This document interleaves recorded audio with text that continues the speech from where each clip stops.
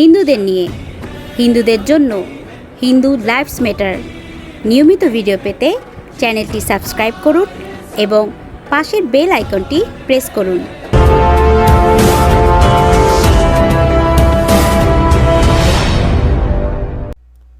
Hello viewers, Hindu lives matter YouTube চ্যানেলে আপনাদেরকে আমন্ত্রণ জানাচ্ছি।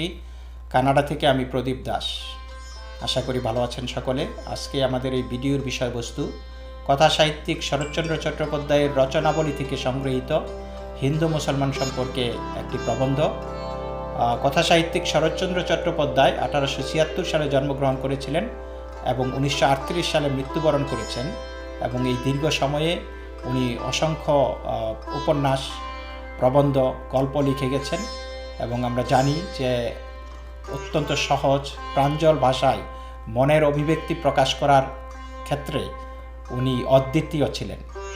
আমরা দেখব আমাদের কথা সাহিত্যিক শরৎচন্দ্র চট্টোপাধ্যায় সেই সময়ে হিন্দু মুসলমান সম্পর্কে কি বলেছেন। এবং এই ভিডিওর শেষে আপনারা দেখতে পাবেন বাংলাদেশ এবং ভারতে হিন্দু মুসলমান দাঙ্গার একটি সচিত্র ডকুমেন্টারি। সেই ডকুমেন্টারিটি তৈরি করেছেন অ্যাওয়াকেন বেঙ্গল। খুব সুন্দর, আপনারা এনজয় করবেন আশা করি। আপনারা জানবেন ভারতবর্ষ উপমহাদেশের প্রকৃত ইতিহাস। তো তার আগে আপনাদের সবাইকে অনুরোধ করব আমাদের এই চ্যানেলটি সাবস্ক্রাইব করতে। যারা চ্যানেলটি সাবস্ক্রাইব করেছেন তাদেরকে অনেক অনেক ধন্যবাদ, আর যারা করেননি তারা দেখতে থাকুন, হয়তো একসময় ভালো লেগে যাবে। আসুন দেখি কথা সাহিত্যিক শরৎচন্দ্র চট্টোপাধ্যায় হিন্দু মুসলমান সমস্যা নিয়ে সেই সময়ে কি লিখে গেছেন। বস্তুত মুসলমান যদি কখনো বলে হিন্দুর সহিত মিলন করিতে চাই, সে যে ছলনা ছাড়া আর কি হইতে পারে ভাবিয়া পাওয়া কঠিন। একদিন মুসলমান লুণ্ঠনের জন্যই ভারতে প্রবেশ করিয়াছিল, রাজ্য প্রতিষ্ঠা করিবার জন্য আসে নাই। সেদিন কেবল লুট করিয়াই ক্ষান্ত হয় নাই, মন্দির ধ্বংস করিয়াছে, প্রতিমা চূর্ণ করিয়াছে, নারীর সতীত্বহানি করিয়াছে।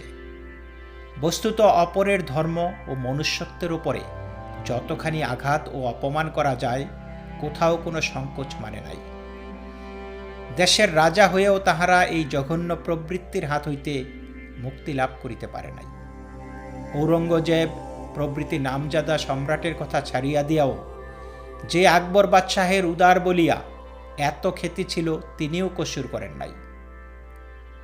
আজ মনে হয় এ সংস্কার উহাদের মজ্জাগত হইয়া উঠিয়াছে।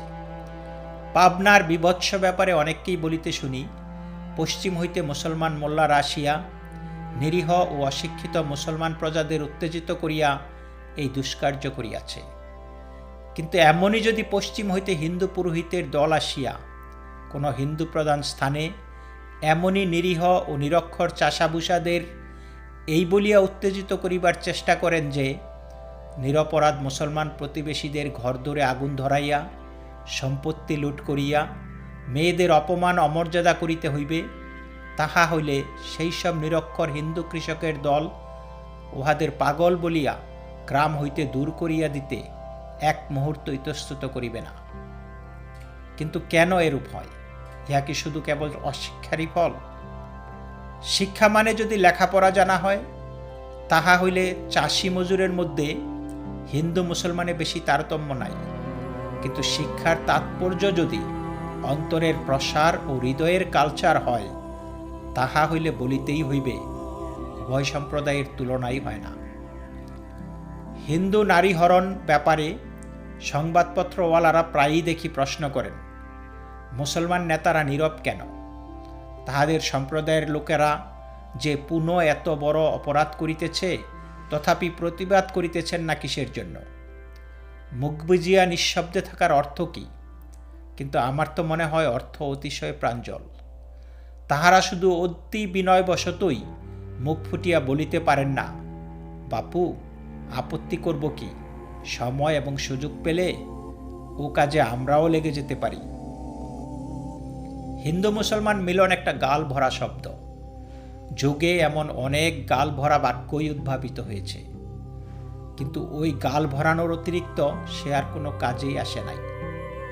এ মোহ আমাদিগকে ত্যাগ করিতেই হইবে। আজ বাংলার মুসলমানকে একথা বলিয়া লজ্জা দিবার চেষ্টা বৃথা যে 7 পুরুষ পূর্বে তোমরা হিন্দু ছিলে, সুতরাং রক্ত সম্বন্ধে তোমরা আমাদের জ্ঞাতি। জ্ঞাতি বধে মহাপাপ, অতএব কিঞ্চিত করুণা করো। এমন করিয়া দয়া ভিক্ষা ও মিলন প্রয়াসের মতো অগৌরবের বস্তু আমি তো আর দেখিতে পাই না। স্বদেশে বিদেশে খ্রিস্টান বন্ধু আমার অনেক আছেন, কাহারও বা পিতামহ, কেহ বা স্বয়ং ধর্মান্তর গ্রহণ করিয়াছেন, কিন্তু নিজে হইতে তাহারা নিজেদের ধর্মবিশ্বাসের পরিচয় না দিলে বুঝিবার জো নাই যে সর্বদিক দিয়া তাহারা আজও আমাদের ভাই বোন নয়। একজন মহিলাকে জানি, অল্প বয়সেই তিনি ইহলোক হইতে বিদায় গ্রহণ করিয়াছেন। এত বড় শ্রদ্ধার পাত্রীও জীবনে আমি কম দেখিয়াছি। আর মুসলমান, আমাদের একজন পাচক ব্রাহ্মণ ছিল, সে মুসলমানের প্রেমে মজিয়া ধর্মত্যাগ করে। 1 বছর পরে দেখা, তাহার নাম বদলাইয়াছে, পোশাক বদলাইয়াছে, প্রকৃতি বদলাইয়াছে, ভগবানের দেওয়া যে আকৃতি সে পর্যন্ত এমনই বদলায় গিয়াছে যে আর চিনিবার জো নাই। এবং এইটি একমাত্র উদাহরণ নয়, বস্তির সহিত যাহারই অল্প বিস্তর ঘনিষ্ঠতা আছে, এ কাজ যেখানে প্রতিনিয়তই ঘটিতেছে তাহারই অপরিজ্ঞাত নয় যে এমনই বটে। উগ্রতায় পর্যন্ত ইহারা বোধ হয় কোহাটের মুসলমানকেও লজ্জা দিতে পারে। অতএব হিন্দুর সমস্যা এ নয় যে কি করিয়া এই অস্বাভাবিক মিলন সংগঠিত হইবে। হিন্দুর সমস্যা এই যে কি করিয়া তাহারা সঙ্গবদ্ধ হইতে পারিবেন এবং হিন্দু ধর্মাবলম্বী যে কোনো ব্যক্তিকেই ছোট জাত বলিয়া অপমান করিবার দুর্মতি তাহাদের কেমন করিয়া এবং কবে যাইবে। আর সর্বাপেক্ষা বড় সমস্যা, হিন্দুর অন্তরের সত্য কেমন করিয়া তাহার প্রতিদিনের প্রকাশ্য আচরণে পুষ্পের মতো বিকশিত হইয়া উঠিবার সুযোগ পাইবে। যাহা ভাবি তাহা বলি না, যাহা বলি তাহা করি না, যাহা করি তাহা স্বীকার পাই না, আত্মার এত বড় দুর্গতি অব্যাহত থাকিতে সমাজগাত্রের অসংখ্য ছিদ্রপথ ভগবান স্বয়ং আসিয়াও রুদ্ধ করিতে পারিবেন না। ইহাই সমস্যা এবং ইহাই কর্তব্য। হিন্দু মুসলমানের মিলন হইল না বলিয়া বুক চাপড়াইয়া কাঁদিয়া বেড়ানোই কাজ নয়। নিজের কান্না বন্ধ করিলেই তবে অন্য পক্ষ হইতে কাঁদিবার লোক পাওয়া যাইবে। হিন্দুস্থান হিন্দুর দেশ, সুতরাং এ দেশকে অধীনতার শৃঙ্খল হইতে মুক্ত করিবার দায়িত্ব একা হিন্দুরই। মুসলমান মুখ ফিরাইয়া আছে তুরস্ক ও আরবের দিকে। এদেশে চিত্ত তাহার নাই। যাহা নাই তাহার জন্য আক্ষেপ করিয়াই বা লাভ কি? এবং তাহাদের বিমুখ কর্ণের পিছু ভারতের জলবায়ু ও খানিকটা মাটির দোহাই পারিয়াই বা কি হইবে? আজ এই কথাটাই একান্ত করিয়া বুঝিবার প্রয়োজন হইয়াছে যে এ কাজ শুধু হিন্দুর আর কাহারও নয়।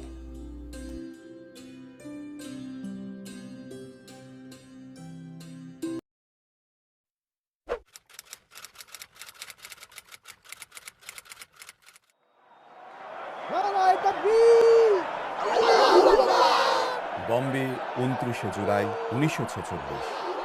মুসলিম লীগ অধিবেশনে হিন্দুদের বিরুদ্ধে 16ই আগস্ট প্রত্যক্ষ সংগ্রামের ডাক দিলেন জিন্না। বললেন, আমি নীতিকথার আলোচনায় যেতে চাই না, আমাদের হাতে বন্দুক আছে এবং আমরা তা ব্যবহার করতে প্রস্তুত। লাঠি সোঁটা, ভোজারি ও অন্যান্য অস্ত্র হাতে কলকাতা ময়দানে জমায়েত হল প্রায় 50,000 মুসলিম জনতা, যা ছিল তখনও পর্যন্ত সবচেয়ে বড় সমাবেশ। মুসলিম লীগের প্রত্যক্ষ সংগ্রাম দিবসের ডাকে তারা হিন্দুদের বিরুদ্ধে জিহাদে প্রস্তুত। মঞ্চে উপবিষ্ট মুসলিম লীগ নেতৃবৃন্দ হোসেন সুরাবর্দী, খাজা নাজিমুদ্দিন, আবুল হাসিম, MS ইস্পাহানি এবং সঙ্গে তপশিলি মোর্চার যোগেন্দ্রনাথ মণ্ডল। বাংলার প্রধানমন্ত্রী সুরাবর্দী সমবেত মুসলিম জনতাকে বললেন, সেনা ও পুলিশকে সংযত করা হয়েছে, 24 ঘন্টা সময় দিলাম, যা করতে পারিস কর। ময়দানে সভা ভাঙতেই উন্মত্ত মুসলিম জনতা আক্রমণ করে হিন্দু জনতা ও দোকানপাটের উপর। Canning street, Wellesley street, corporation street, Dharmatala street, Maniktala road, Vivekananda রোডে গণ লুট হয়। বিখ্যাত দোকান কমলালয় স্টোর্স, ভারত কলা ভাণ্ডার, লক্ষ্মী স্টোর্স লুট হয়। উত্তর ও মধ্য কলকাতার হিন্দু পাড়াগুলি আক্রান্ত হয় গড়পাড়, নারকেলডাঙ্গা, ফুলবাগান, বেলেঘাটা, পার্ক সার্কাস, কলুটোলা, চিতপুর প্রভৃতি অঞ্চলের প্রায় প্রতিটি বাড়ি। অভিনেতা ছবি বিশ্বাস থেকে গণিতজ্ঞ যাদব চক্রবর্তী, রাজা দেবেন্দ্র মল্লিক থেকে deputy police commissioner S N. Mukherjee কেউই সেদিন রেহাই পাননি। Canal west road, gas street, Beleghata main road, Narkeldanga main road, Fears lane, মেটিয়া বুরুজের লিচু বাগান প্রভৃতি অঞ্চলে হিন্দুদের নৃশংসভাবে হত্যা করা হয়। এই হত্যালীলা অপরিকল্পিত ছিল না, বরং ছিল কিছুটা নাৎসি পার্টির ইহুদি জেনোসাইড দ্বারা অনুপ্রাণিত। ফ্যাসিবাদী শক্তির ইহুদি বিদ্বেষ দ্বিতীয় বিশ্বযুদ্ধের কালে ইউরোপ ও আরবের মুসলিমদের হিটলার ও নাৎসি পার্টির প্রতি অনুরক্ত করে তোলে, যে অনুরাগ আজও আছে। সে সময় বসনিয়া ক্রোয়েশিয়া অঞ্চলের হাজার হাজার মুসলমান নাৎসিদের এসএস বাহিনীতে যোগদান করে এবং ব্যাপক হারে সার্ব নিধন যজ্ঞে মেতে ওঠে। ভারতের মুসলিম লীগও ব্যতিক্রমী ছিল না। নাৎসি পার্টির এসএস মিলিশিয়া বাহিনীর ধাঁচে গঠিত হয় মুসলিম ন্যাশনাল গার্ড। 16ই আগস্টের জন্য তাদের পুরো দমে চলতে থাকে রণপ্রস্তুতি। প্রত্যক্ষ সংগ্রামের প্রস্তুতি প্রসঙ্গে 11ই আগস্ট বাংলার প্রাক্তন প্রধানমন্ত্রী ও মুসলিম লীগ শীর্ষ নেতা খাজা নাজিমুদ্দিন বলেন, অসুবিধা সৃষ্টি করার 101 উপায় আমাদের জানা আছে, কেননা আমরা অহিংসার মধ্যে সীমাবদ্ধ নই। বাংলার মুসলিম জনতা খুব ভালোভাবেই জানে প্রত্যক্ষ সংগ্রাম কি, তাদের নতুন করে কোনো ইঙ্গিত দেওয়ার প্রয়োজন নেই। টানা দুদিন একতরফাভাবে মার খেয়ে 17ই আগস্ট রাত থেকে হিন্দুরা বিভিন্ন আখড়া ও ব্যায়াম সমিতির মাধ্যমে সংগঠিত হয়ে শুরু করল পাল্টা মার। গোপাল পাঁঠা, যুগল ঘোষ, ভানু বসরা অত্যন্ত বীরত্বের সাথে শুরু করে প্রতিরোধ ও প্রতিশোধ। সেই প্রতিশোধের তীব্রতায় মুসলিম লীগের দাঙ্গার বহু খলনায়ক হয় নিহত। হতাশ লীগ নেতা সুরাবর্দী নিরুপায় হয়ে রণে ভঙ্গ দেন। এদিকে পাকিস্তান দাবির উন্মাদনায় পূর্ববঙ্গ তখন বারুদের স্তূপে পরিণত হয়েছে। নোয়াখালী ও ত্রিপুরা জেলা বাংলার দ্বিতীয় ও চতুর্থ মুসলিম সংখ্যাগরিষ্ঠ জেলা, যেখানে হিন্দু জনসংখ্যা যথাক্রমে 19 ও 23%। কোজাগরী লক্ষ্মী পূজার দিন সেখানে শুরু হয় হিন্দুদের সার্বিক গণহত্যা, গণধর্ষণ ও গণধর্মান্তরকরণ। নোয়াখালী ও ত্রিপুরা জেলায় শয়ে শয়ে আক্রান্ত হয় নমশূদ্র, কৈবর্ত ও যুগী বাড়ি। নষ্ট করা হয় কৃষকের লাঙল, মৎস্যজীবীর জাল ও নৌকো, তাঁতির তাঁত ও সুতো।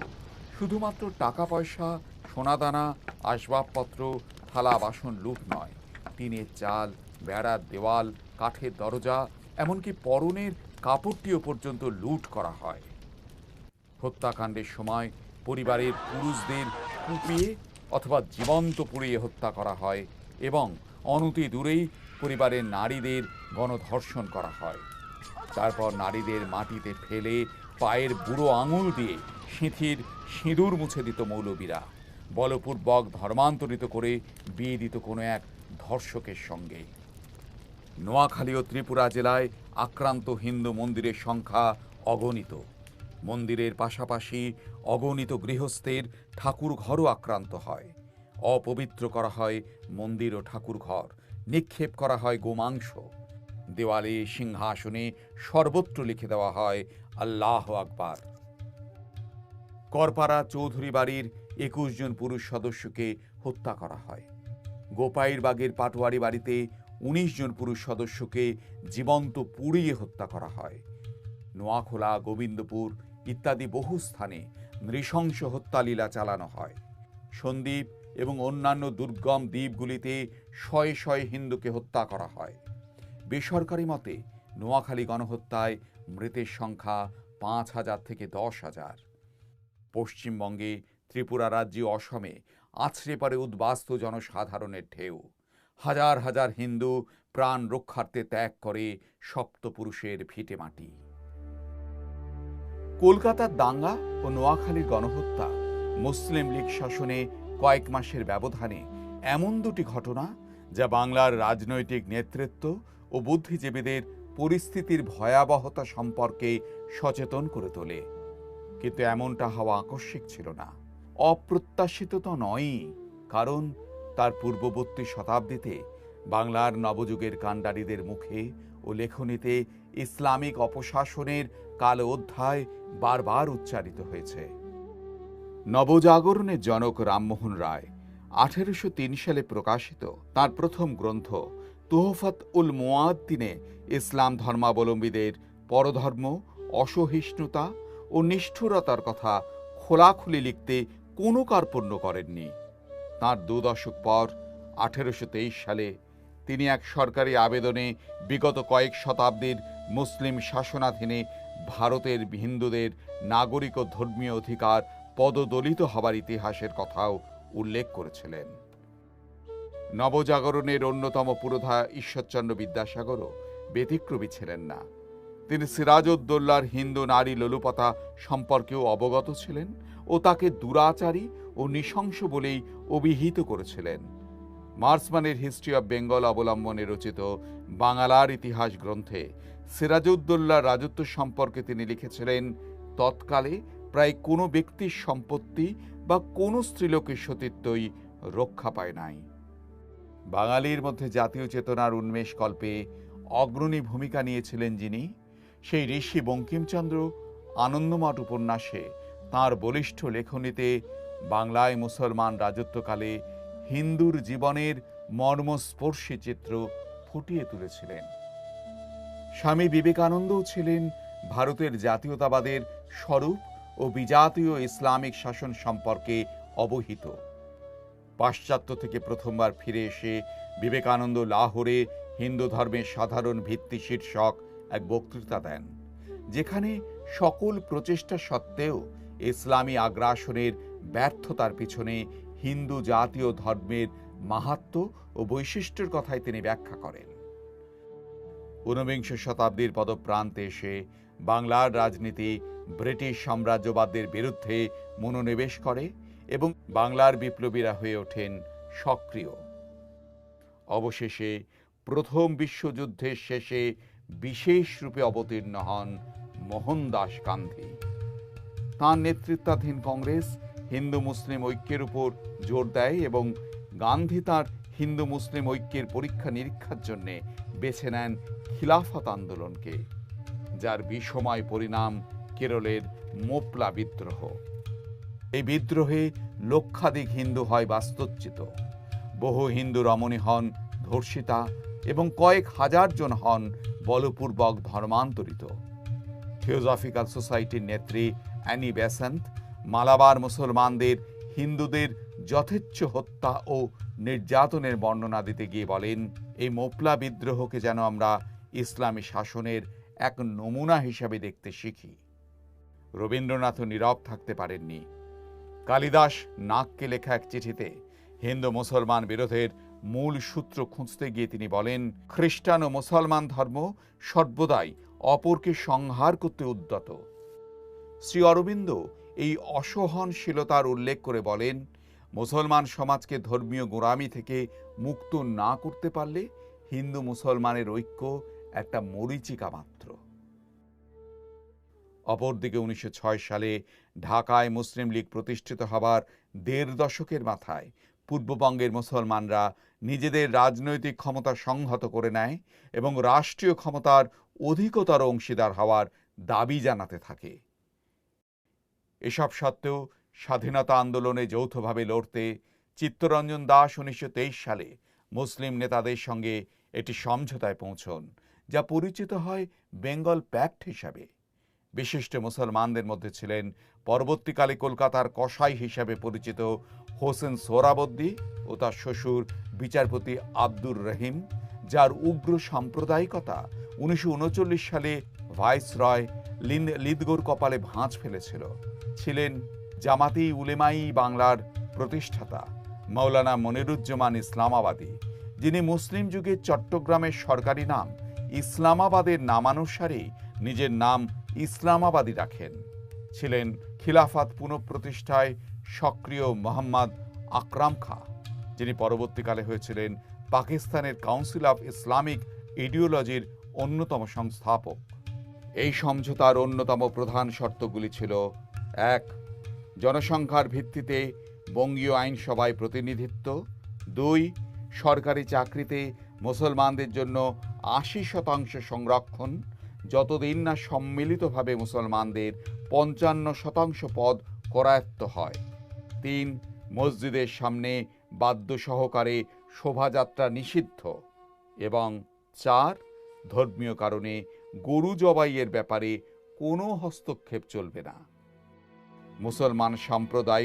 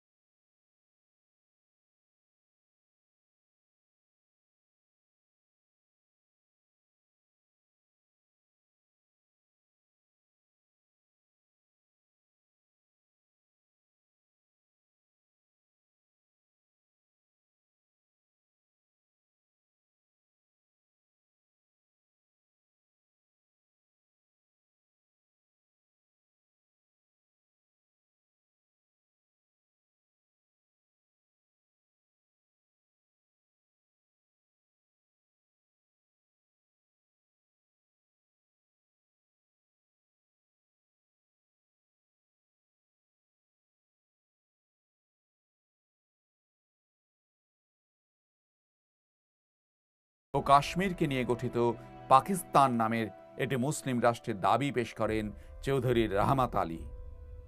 এইভাবে মুসলিম লীগ নেতৃত্ব ক্রমশ লবি করে ব্রিটিশদের কাছ থেকে প্রাদেশিক আইনসভাগুলিতে মুসলিম জনসংখ্যার অনুপাতের থেকেও বেশি আসন মুসলিমদের জন্য সংরক্ষণ করিয়ে নিল। বঙ্গীয় প্রাদেশিক আইনসভায় ২৫০টি আসনের মধ্যে ১১৯টি আসন মুসলিম প্রার্থীদের জন্য সংরক্ষিত করা হলো। কিন্তু তা সত্ত্বেও ১৯৩৭-এর নির্বাচনে কোনো মুসলিম দলই সংখ্যাগরিষ্ঠতা পেল না। ৫৪টি অমুসলিম আসন পেয়ে আইনসভায় সর্ববৃহৎ দল হল কংগ্রেস। গভর্নরের কাছে সরকার গড়ার ডাক পেয়েও কংগ্রেস নেতৃত্ব নিজেদের অবিমৃষ্যকারিতায় সেই সুযোগ হাতছাড়া করে কৃষক প্রজা পার্টি ও মুসলিম লীগের যৌথ সরকার গঠনের রাস্তা খুলে দিল। বাংলার প্রধানমন্ত্রী হলেন মৌলভী আবুল কাসেম ফজলুল হক। এল ১৯৪০ সাল। মুসলিম লীগের লাহোর অধিবেশনে পাঞ্জাব, সিন্ধ, বালুচিস্তান, উত্তর পশ্চিম সীমান্ত প্রদেশ ও কাশ্মীরকে নিয়ে উত্তর পশ্চিম ভারতে এবং বাংলা ও অসমকে নিয়ে পূর্ব ভারতে দুটি মুসলিম রাষ্ট্রের দাবি পেশ করেন বাংলার প্রধানমন্ত্রী ও কৃষক প্রজা পার্টির নেতা বরিশালের আবুল কাসেম ফজলুল হক। সেই থেকেই বাংলার ভাগ্যাকাশে ঘনিয়ে এলো কালো মেঘ। পাকিস্তান দাবিকে কেন্দ্র করে পূর্ববঙ্গের সাম্প্রদায়িকতা এক চরম রূপ ধারণ করে। ১৯৪১ সালে ঢাকা শহরে দোলযাত্রাকে কেন্দ্র করে হিন্দুর উপর আক্রমণের ঢেউ এসে পড়ে। হিন্দুরা প্রতিরোধ করলে পুলিশের সাহায্যে হিন্দুদের শায়েস্তা করা হয়। নারায়ণগঞ্জ মহকুমায় হিন্দুদের উপর নির্বিবাদে হত্যা, লুণ্ঠন, ধর্ষণ ও ধর্মান্তরকরণ চলে। ১৯৪০ সালে কৃষক প্রজা পার্টি মুসলিম লীগ জোট সরকার মাধ্যমিক শিক্ষা বিলের মাধ্যমে শিক্ষা লাভ ও শিক্ষা পরিচালনার ক্ষেত্রে মুসলিম সংরক্ষণের প্রস্তাব আনে। একই সাথে কলকাতা বিশ্ববিদ্যালয়ের লোগো থেকে শ্রী কথাটি পৌত্তলিকতার অভিযোগে সরিয়ে দেওয়া হয়। বাংলা ভাষায় আরবি ফার্সি শব্দের অনুপ্রবেশকে বৈধতা দেওয়ার প্রচেষ্টা হয়। বাংলা ভাষার আরবীকরণের বিরুদ্ধে সরব হন কবিগুরু। তার অনুপ্রেরণায় আচার্য প্রফুল্লচন্দ্র ও শ্যামাপ্রসাদের নেতৃত্বে মাধ্যমিক শিক্ষা বিলের বিরুদ্ধে বিশাল বিক্ষোভ সমাবেশ হয়। 1943 সালে ব্রহ্মদেশে জাপানি আক্রমণের ফলে আতঙ্কিত হয়ে পড়ে ব্রিটিশ সরকার। বাংলায় জাপানি আক্রমণ ঠেকাতে তারা মজুত করে চাল ও ভেঙে ফেলে সমস্ত নৌকা। সৃষ্টি হয় এক কৃত্রিম দুর্ভিক্ষের। মারা যান 20 থেকে 30 লক্ষ মানুষ। মনুষ্যত্বের এই সংকটকালেও ত্রাণ কার্যের আড়ালে মুসলিম স্বেচ্ছাসেবী সংগঠনগুলি হিন্দুদের ধর্মান্তরকরণে লিপ্ত হয়। খকসার বাহিনী বহু সংখ্যক হিন্দু বিধবা নারী ও শিশুকে বাংলার বাইরে অন্যান্য প্রদেশে পাচার করে। কমিউনিস্টরাও কিন্তু পিছিয়ে থাকেনি। 1942 সালের শেষের দিকে কমিউনিস্ট পার্টির পলিট ব্যুরো সদস্য গঙ্গাধর অধিকারী একটি থিসিস প্রণয়ন করেন, যা অধিকারী থিসিস নামেই খ্যাত। তাতে মুসলিমদের আত্মনিয়ন্ত্রণের দাবি স্বীকার করে পাকিস্তানের দাবিকে সমর্থন জানানো হয়। এরপর থেকেই কমিউনিস্ট পার্টি প্রচার করতে শুরু করে পাকিস্তানের দাবি মানতে হবে, তবেই ভারত স্বাধীন হবে। মুসলিম নেতৃত্বও থেমেছিল না। সম্পূর্ণ অসম, বর্ধমান ডিভিশন ও ভাগীরথীর পশ্চিম তীরে মুর্শিদাবাদ জেলার অংশটুকু বাদ দিয়ে কলকাতা সহ সম্পূর্ণ বাংলা, বিহারের পূর্ণিয়া জেলার পূর্ব ভাগ ও 3 দেশীয় রাজ্য কোচবিহার, ত্রিপুরা ও মণিপুর নিয়ে মুসলিম নেতারা একটি শক্তিশালী পূর্ব পাকিস্তানের রূপরেখা প্রস্তুত করে তা প্রচার করতে থাকেন। এই সময় চৌধুরী রহমত আলী তার দিনিয়া তত্ত্ব প্রকাশ করেন, যেখানে বাংলা ও অসম নিয়ে পূর্ব ভারতে বঙ্গিস্তান নামক এক বৃহৎ মুসলিম রাষ্ট্রের পরিকল্পনা ছিল। মুসলিম লীগও এই সময় থেকেই পাকিস্তানের দাবিতে সক্রিয় আন্দোলন শুরু করে। 1946-এর নির্বাচনকে পাখির চোখ করে লীগ নেতৃত্ব পাকিস্তানের দাবিতে প্রচার শুরু করে এবং মুসলিম জনতার কাছে পাকিস্তান আদায়ের দাবিতে আসন্ন নির্বাচনে লীগকে ভোট দেওয়া ধর্মীয় কর্তব্য বলে তুলে ধরেন। সাম্প্রদায়িক প্রচারের আবহে পাকিস্তানি মুসলিম কৃষকদের সমস্যার একমাত্র সমাধান, এই সিদ্ধান্তে এসে আবুল মনসুর আহমেদ থেকে ফজলুল হক, কৃষক প্রজা পার্টির নেতারা সব একে একে মুসলিম লীগে যোগদান করেন। নির্বাচনে মুসলিম ভোটের 82% পেয়ে 119টি সংরক্ষিত মুসলিম আসনের মধ্যে 112টিতেই মুসলিম লীগ জয়লাভ করে। লীগের এই অভূতপূর্ব সাফল্যের পরিণতি কলকাতা ও নোয়াখালী গণহত্যা। পুরো বাংলায় পাকিস্তানের অন্তর্ভুক্ত হচ্ছে ধরে নিয়ে সোহরাওয়ার্দীর নেতৃত্বে ক্ষমতাসীন লীগ সরকার বিহার থেকে আগত মুসলিমদের কলকাতা ও পার্শ্ববর্তী অঞ্চলে বস্তি স্থাপনে সচেষ্ট হন। এতে কলকাতায় হিন্দুদের উপর বিচ্ছিন্নভাবে খুনোখুনি ও দাঙ্গা হাঙ্গামার ঘটনা চলতেই থাকে। বিশিষ্ট গান্ধীবাদী ভূদেব সেন ও শচীন্দ্র মিত্র মুসলিম দাঙ্গাকারীদের থামাতে গিয়ে নিহত হন। উদয়শঙ্করের নৃত্যানুষ্ঠান আয়োজন করতেন যিনি, ভারতের সেই প্রথম ইমপ্রেসারিও হরেন ঘোষকে ধর্মতলার ওয়াচেন মোল্লা ম্যানশনে তাঁরই অফিসে হত্যা করা হয়। এভাবেই পাকিস্তান আন্দোলনের চারাগাছটি একটু একটু করে বৃষবৃক্ষে বেড়ে উঠছিল। শ্যামাপ্রসাদ এই বৃষবৃক্ষের সম্ভাবনা আগেই বুঝতে পেরেছিলেন। 1939 সালে কংগ্রেসে হিন্দু নেতৃত্ব যখন অভ্যন্তরীণ কলহে ব্যস্ত, তখন খুলনায় হিন্দু মহাসভার অনুষ্ঠানে বীর সাভারকরের বক্তব্যে সন্তুষ্ট হয়ে তিনি হিন্দু মহাসভায় যোগ দেন। ইতিমধ্যেই পূর্ববঙ্গের হিন্দুদের অস্তিত্ব বিলোপের পরিস্থিতি দেখে ভারত সেবাশ্রম সংঘের প্রতিষ্ঠাতা স্বামী প্রণবানন্দজি মহারাজ 1940-এর শিবরাত্রিতে 5 লক্ষ যুবক নিয়ে হিন্দু রক্ষী দল গঠনের আহ্বান জানান। 1941 সালে তিরোধানের পূর্বে বিবিধ উপলক্ষে বাঙালির ভবিষ্যৎ রক্ষার্থে তিনি শ্যামাপ্রসাদকেই প্রেরণা জুগিয়েছিলেন। হিন্দু মহাসভা ও ও ভারত সেবাশ্রম সংঘের গ্রামীণ সাংগঠনিক শক্তিকে সম্বল করে শ্যামাপ্রসাদ এবার পাকিস্তান আন্দোলনকে অঙ্কুরেই বিনাশ করার আহ্বান জানালেন। এ প্রসঙ্গে বলে রাখা ভালো, বাবা সাহেব আম্বেদকরের প্রতিও বাঙালি হিন্দু কিছু কম ঋণী নয়। 1940 সালে প্রকাশিত হয় হিন্দু মুসলমান সমস্যা ও পাকিস্তান দাবির উপর আম্বেদকরের অনুধ্যানের ফসল Pakistan or the partition of India, যার দ্বিতীয় সংস্করণ বেরোয় 1945 সালে। এই বইটিতে তিনি এই সিদ্ধান্তে আসেন যে একজন হিন্দু যে বর্ণেরই হোক না কেন, মুসলিম সংখ্যাগরিষ্ঠ রাষ্ট্রে তার ভবিষ্যৎ অন্ধকার বই কিছু নয়। তার এই সিদ্ধান্ত ভবিষ্যতে বাংলার তপশিলি নেতৃবর্গকে বাংলা ভাগের পক্ষ নিতে অন্তত নৈতিকভাবে সহায়তা করে। অবশেষে দলমত নির্বিশেষে সর্বস্তরে বাঙালি এগিয়ে আসেন বাংলায় হিন্দুর বাসভূমি গড়ার লক্ষ্যে। 1946-এর শেষের দিকে বিপ্লবী উপেন্দ্রনাথ ব্যানার্জি, কৃষক নেতা হেমন্ত কুমার সরকার, শ্যামাপ্রসাদ ও অন্যান্য বাঙালি হিন্দু নেতৃবৃন্দ বাংলার ভাগ করে পশ্চিমবঙ্গ গঠনের উদ্দেশ্যে বেঙ্গল পার্টিশন লীগ প্রতিষ্ঠা করেন। 15ই মার্চ 1947 শ্যামাপ্রসাদ কলকাতায় অনুষ্ঠিত একটি সম্মেলনে বাঙালি হিন্দুর স্বভূমির প্রয়োজনীয়তার কথা তুলে ধরেন। ভাষাবিদ সুনীতি কুমার চট্টোপাধ্যায় ও ঐতিহাসিক রমেশচন্দ্র মজুমদার শ্যামাপ্রসাদের বক্তব্যকে পূর্ণ সমর্থন জানান। 29শে মার্চ ব্রিটিশ ইন্ডিয়ান অ্যাসোসিয়েশনের বাৎসরিক অধিবেশন বাংলা ভাগের প্রস্তাবে সম্মতি দেন বর্ধমানের মহারাজা উদয়চাঁদ মাহতাব, কাশিমবাজারের মহারাজা শ্রীশচন্দ্র নন্দী সহ অন্যান্য জমিদারবর্গ। এপ্রিলের প্রথম সপ্তাহে তারকেশ্বরে অনুষ্ঠিত হিন্দু সম্মেলনে নির্মলচন্দ্র চ্যাটার্জি বলেন, বাংলা ভাগ বাঙালি হিন্দুদের জীবন মরণের প্রশ্ন। শ্যামাপ্রসাদ বাংলা ভাগকে হিন্দুর স্বার্থ সুরক্ষার একমাত্র সমাধান বলে তুলে ধরেন। 4 এপ্রিল বঙ্গীয় কংগ্রেসের অধিবেশনে ডক্টর বিধানচন্দ্র রায়, হিতীশচন্দ্র নিয়োগী, ডক্টর প্রমথনাথ ব্যানার্জি, কুমার দেবেন্দ্রলাল খান সহ অন্যান্য নেতৃবৃন্দ শ্যামাপ্রসাদের উপস্থিতিতে বাংলা ভাগের প্রস্তাব গ্রহণ করে।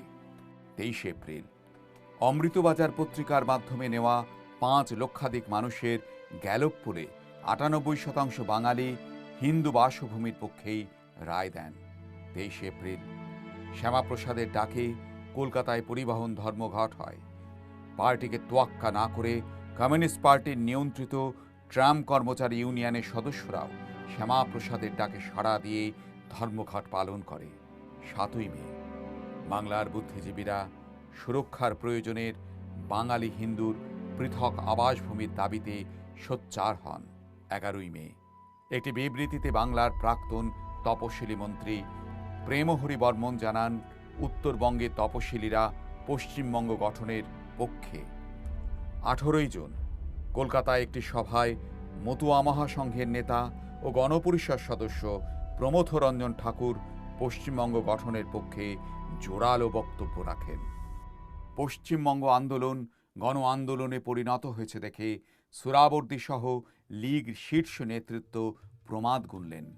যখন দেখলেন কলকাতা সহ পুরো বাংলাকে পাকিস্তানের অন্তর্ভুক্ত করা সম্ভব হচ্ছে না, তখন অখণ্ড বাঙালি জাতির ধুয়ো তুলে সুচতুরভাবে স্বাধীন যুক্তবঙ্গের প্রস্তাব করলেন।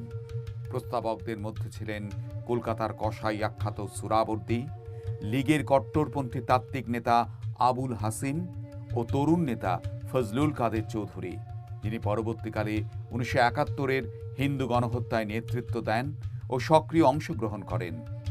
প্রস্তাবিত অখণ্ড বাংলার ইসলামীকরণের উজ্জ্বল ভবিষ্যৎ দেখে উৎফুল্ল জিন্না স্বাধীন যুক্তবঙ্গের প্রস্তাবে পূর্ণ সমর্থন জানান। মোহনদাস সহ কংগ্রেস শীর্ষ নেতৃত্ব ছিলেন দ্বিধাগ্রস্ত। বাংলার কতিপয় কংগ্রেস নেতা অবশ্য স্বাধীন যুক্তবঙ্গের ফাঁদেই পা দিলেন। স্বাধীন যুক্ত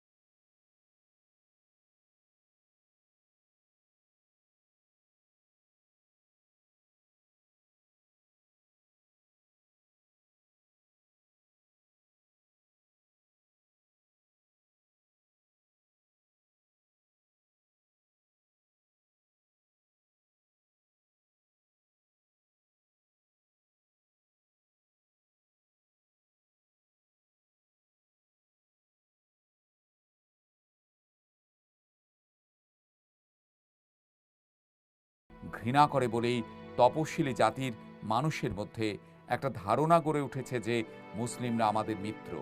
কিন্তু এমন ধারণা ভ্রান্ত।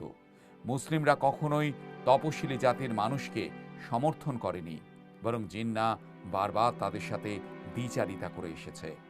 তিনি নিজেদের স্বার্থসিদ্ধির জন্য কখনো তপশিলি জাতির মানুষকে হিন্দু জাতি থেকে পৃথক বলে গণ্য করেছেন, আবার কখনো হিন্দু হিসেবে গণ্য করেছেন। শ্যামাপ্রসাদের জনবিনিময়ের দাবির যথার্থতা প্রমাণ হল যখন 1949-এর শেষের দিক থেকে পূর্ব পাকিস্তানে হিন্দুদের উপর লাগামহীন অত্যাচার 1950 সালে শিবরাত্রির দিন থেকে হিন্দু গণহত্যায় পরিণত হল। 2 সপ্তাহব্যাপী গণহত্যায় নিহত হল 10,000 হিন্দু। লক্ষ লক্ষ হিন্দু আশ্রয় নিল পশ্চিমবঙ্গে। তাদের মধ্যে ছিলেন পাকিস্তানের কেন্দ্রীয় আইনমন্ত্রী যোগেন্দ্রনাথ মণ্ডল, যিনি তপশিলি জনগণ সহ নেতৃবৃন্দ ও সর্বোপরি বাবা সাহেব আম্বেদকরের কথা অগ্রাহ্য করে দলিত মুসলিম ঐক্যের স্বপ্নে বিভোর হয়ে মুসলিম লীগের দোসর হয়েছিলেন। পূর্ব পাকিস্তানে হিন্দু গণহত্যা থেমে থাকেনি।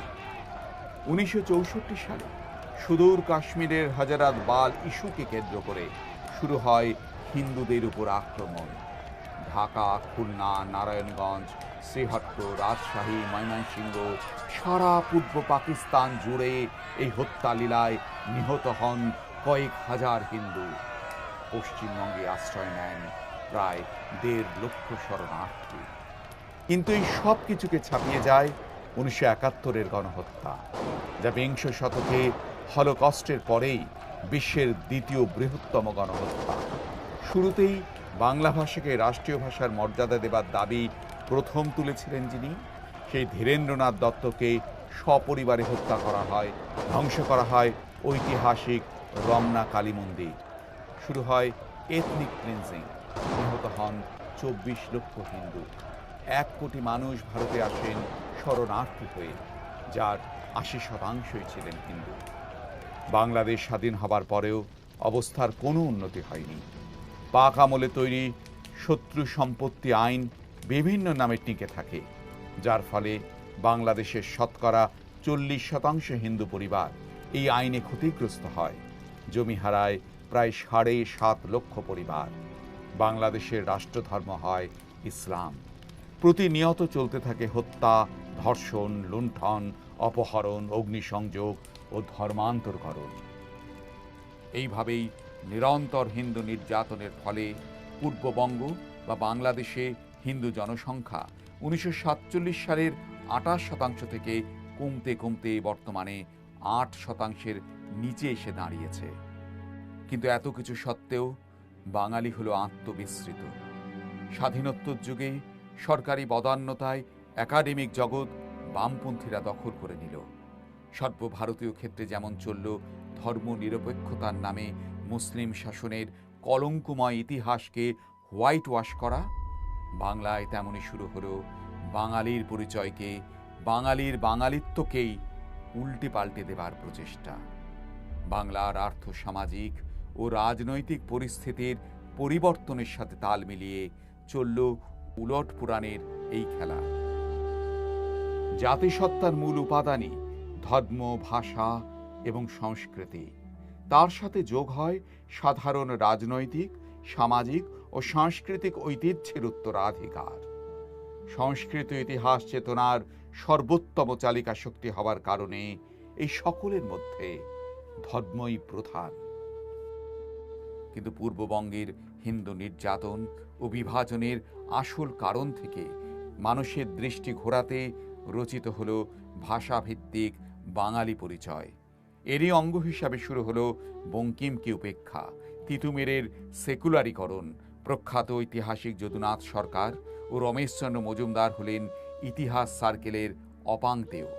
তারই পাশাপাশি শুরু হলো দিল্লির প্রতি উদ্বাস্তু বাঙালির ক্ষোভকে পুঁজি করে সূক্ষ্মভাবে হিন্দিভাষী বিদ্বেষ ছড়ানো এবং হিন্দু জাতীয়তাবাদী আন্দোলনকে হিন্দিভাষীদের আন্দোলন হিসেবে প্রতিপন্ন করা। বহু দশক ধরে চলা এই প্রোপাগান্ডার ফলে বাঙালির প্রকৃত ধর্মীয় ও ইতিহাস চেতনা আজ অনেকটাই লুপ্ত। যা থেকে মুক্ত নয় এই সমাজ থেকে উঠে আসা বাঙালির রাজনৈতিক নেতারাও। ফলে গত কয়েক দশক ধরে ভোট ব্যাংকের স্বার্থে রাজনৈতিক দলগুলির মদতে চলে আসা বাংলাদেশ হতে অবৈধ অনুপ্রবেশের দাপটে আজ বাংলার ডেমোগ্রাফি তার ভারসাম্য হারিয়েছে। হিন্দুর বাসভূমি হিসাবে প্রতিষ্ঠিত এই পশ্চিমবঙ্গে আজ অন্তত 3টি জেলায় হিন্দুরা সংখ্যালঘুতে পরিণত হয়েছে। অন্যান্য জেলার বহু সাব ডিভিশনেও একই চিত্র। এর প্রতিফলন ঘটছে বাংলার রাজনৈতিক মানচিত্রে। নাতি সংখ্যাগরিষ্ঠ মুসলিম সম্প্রদায়কে তোষণের মাত্রা বৃদ্ধি পাবার সাথে সাথে আঘাত আসছে বাঙালির সাংস্কৃতিক স্বাধীনতার ক্ষেত্রে, এমনকি বাংলা ভাষাতেও। সমস্যা সবচেয়ে প্রকট হয়েছে আইন শৃঙ্খলা ব্যবস্থায়। গত কয়েক বছর ধরেই পশ্চিমবঙ্গে ঘটে চলেছে একাধিক দাঙ্গা। মনে হচ্ছে 1930-এর অবস্থায় আবার যেন ফিরে আসছে। 1947 সালে 16 আনা বাংলায় পাকিস্তানের গর্ভে চলে যাচ্ছিল। তার থেকে প্রায় 38% ভূখণ্ড আমাদের পূর্বজগণ ছিনিয়ে নিয়ে আসতে পেরেছিলেন, যেখানে শুধু আশ্রয় পাওয়া ছাড়াও আমরা আমাদের ঐতিহ্য, সংস্কৃতি ও কৃষ্টি লালন পালন করতে পেরেছি। সেই পশ্চিমবঙ্গকে আজ আবার আরব সাম্রাজ্যবাদের করাল গ্রাস থেকে বিপদ মুক্ত করতে, বঙ্গজননীকে রক্ষা করতে আমরা অঙ্গীকারবদ্ধ। বন্ধু, ভুলো না ব্রহ্মবান্ধব উপাধ্যায়ের সেই উদাত্ত আহ্বান, যাহা শোনো, যাহা শিখো, যাহা করো, হিন্দু থাকিও, বাঙালি থাকিও।